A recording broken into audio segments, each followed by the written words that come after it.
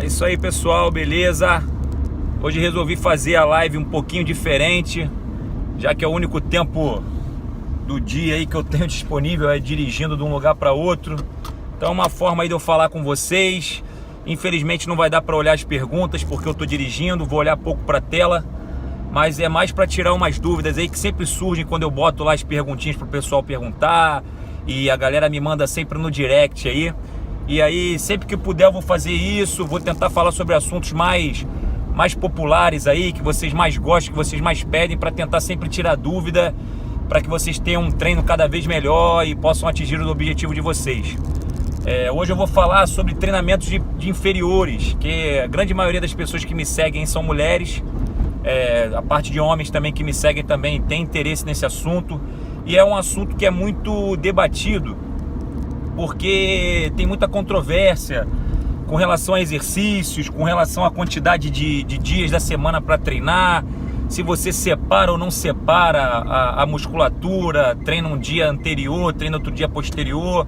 Então eu vou falar para vocês a maneira como eu faço, a maneira como eu costumo fazer com meus alunos, que vem dando muito certo, ótimos resultados, vocês podem acompanhar pelas postagens que eu faço.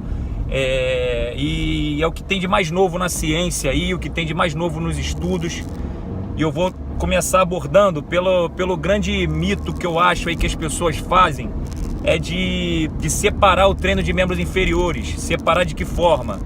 Por exemplo, num dia faz parte da frente da coxa, no outro dia faz posterior e glúteo. Isso não está de todo errado. Por que não está de todo errado? Se você tiver um planejamento semanal muito correto. Mas se você fizer, por exemplo, anterior de coxa na segunda e fizer posterior e glúteo na terça, aí já começa a complicar. Por quê? Porque você não descansou sua perna o suficiente. Como é que eu vou fazer uma distinção de treino se a maioria dos exercícios trabalham mais de um grupamento muscular por vez? Em qual dia eu vou colocar o agachamento? Em qual dia eu vou colocar o leg press, por exemplo? Em qual dia eu vou colocar o afundo? Então é muito difícil de você separar o treino de perna sem que você não desgaste muito essa musculatura. Se você separar, você não vai ter o descanso suficiente para que sua musculatura evolua. E ao contrário do que muita gente pensa, não é exagerando, não é treinando muito que você vai ter resultados atingidos, vai conseguir alcançar os seus objetivos. A gente tem que treinar bem e treinar intenso e treinar de forma correta. Não adianta eu fazer um monte de exercício todo dia se a minha musculatura não vai se recuperar, não vai se adaptar aos novos estímulos. Então, como eu faço? Como eu costumo praticar com meus alunos quando ele tem ali minimamente 2 dias na semana para treinar os membros inferiores? Eu coloco tudo no mesmo dia, faço um treino em torno de 6 a 7 exercícios, trabalhando toda a musculatura. Procuro usar exercícios multiarticulares, como agachamentos, passadas, afundo, leg press, hack machine.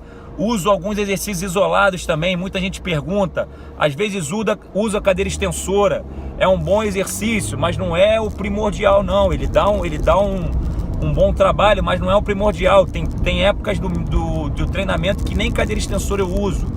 Uso bastante mesa e cadeira flexora, porque o posterior de coxa é um músculo que precisa desse trabalho mais isolado para se desenvolver, porque nos exercícios multiarticulares ele trabalha, mas não trabalha tão efetivamente como o glúteo e como o anterior de coxa.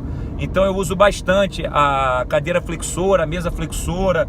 Eu uso também a flexão de joelho nórdica, que é aquela que você apoia os pés do aluno atrás e ele tomba para frente e tenta voltar fazendo força. Aquele também é um excelente exercício, salvo em alguns casos que a pessoa tem alguma condropatia ali, que não possa comprimir muito o joelho dela no chão, mas isso é um assunto para outro dia. Então, galera, o que eu queria deixar claro para vocês nessa live aí, que vai ficar gravada durante 24 horas, é para vocês evitarem separar o treino de inferiores, inclusive glúteo. Não faça um treino de perna num dia e outro treino de perna no outro, achando que você está treinando coisas totalmente distintas, que você não está. Você está praticamente fazendo os mesmos exercícios. de forma variada, de intensidades ali, de abrangência variada, mas acabam que são bem parecidos. Então é muito difícil separar. Então o que eu indico para vocês é dar ênfase. Uma semana, dá ênfase mais ao anterior de coxa. Na outra semana, dá ênfase mais ao posterior. Na outra semana, dá ênfase mais ao glúteo, mas sem separar. E você treinando aí de 2 a 3 dias por semana também é mais do que suficiente. Lembrando sempre de dar o descanso entre as séries. Não adianta também eu fazer segunda, terça e quarta perna e ficar quinta, sexta, sábado e domingo sem treiná-la. O ideal e o mais prudente, o ideal mesmo é que você tente fazer uma separação de treino onde você tenha um descanso no meio. Eu costumo sempre botar pernas aí segundas e quinta. É uma boa separação. Faço um treino pesado, bem intenso na segunda. Meu aluno descansa terça e quarta fazendo outros grupamentos ou outro estímulo. Na quinta eu volto a dar outro estímulo na perna. Ou então terça e sexta, quarta e sábado. Isso vai depender da tua disponibilidade semanal. Então é a dica que eu dou para vocês. Sempre que for fazer o treino de perna, procure usar exercícios que trabalhem mais de um grupamento por vez. Evitar exercícios isolados para não ficar perdendo muito tempo na academia.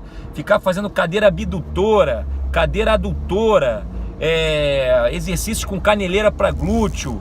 São exercícios que têm uma pouca eficiência. Você vai perder muito tempo, vai ter que ter um volume muito grande de trabalho para chegar a algum lugar que outros exercícios mais completos te levariam. Então, essa é a dica. E eu vou falar que eu utilizo exercícios como, já falei, agachamento, rack machine, leg press, passada a fundo, agachamento sumô. Uso também um pouco a extensora, a mesa flexora. Um dos poucos exercícios isolados que eu uso são esses dois. Alguns exercícios de panturrilha isolados quando há necessidade e o aluno tem interesse. Porque quando também ele não tem muito interesse, eu deixo trabalhar só na mesa flexora ou em alguns outros exercícios. Então essa é a dica que eu dou para vocês. Não separem treino de perna. Eu faço assim com meus alunos. Tem diversas evidências na literatura que comprovam isso. E é dessa forma que eu trabalho e dessa forma que eu tenho tido bastante resultado com diversos alunos. Vou aproveitar que eu estou no sinal, vou pegar só algumas perguntinhas aqui.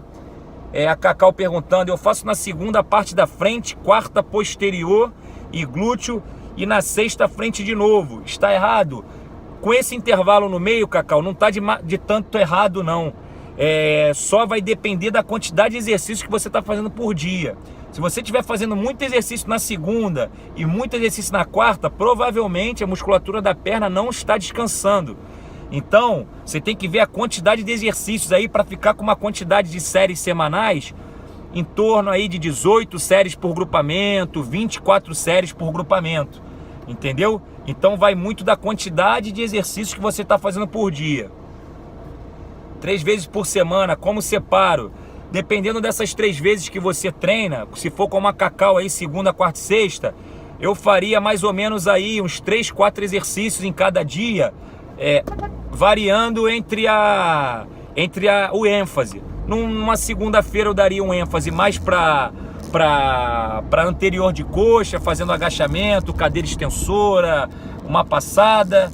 Já no segundo dia eu colocaria um leg press, uma mesa flexora e um agachamento sumô, entendeu? É nessa forma que a gente vai fazendo, a gente vai mudando as abrangências do estímulo para a gente, com esse descanso no meio, conseguir trabalhar uma maior gama de músculos, entendeu? Sem a gente deixar que isso sobrecarregue, que nossa musculatura fique muito sobrecarregada sem descansar. O descanso é fundamental, por isso que eu não gosto de fazer treinos separados de perna, porque a gente não descansa o suficiente, o descanso fica pouco e a gente não evolui. O nosso músculo faz a síntese proteica, ele faz toda a evolução dele quando ele está descansando. É nessa recuperação que a gente ganha um platô a mais e consegue, no treino seguinte, dar um novo estímulo para continuar evoluindo. Se a gente não tiver esse descanso no meio, se descanso não for satisfatório, a gente vai começar a regredir ao invés de evoluir com o treinamento. Beleza? Vou tentar pegar mais uma perguntinha aqui que eu parei no sinal. Não tentem fazer isso em casa, hein, galera. Senão é multa.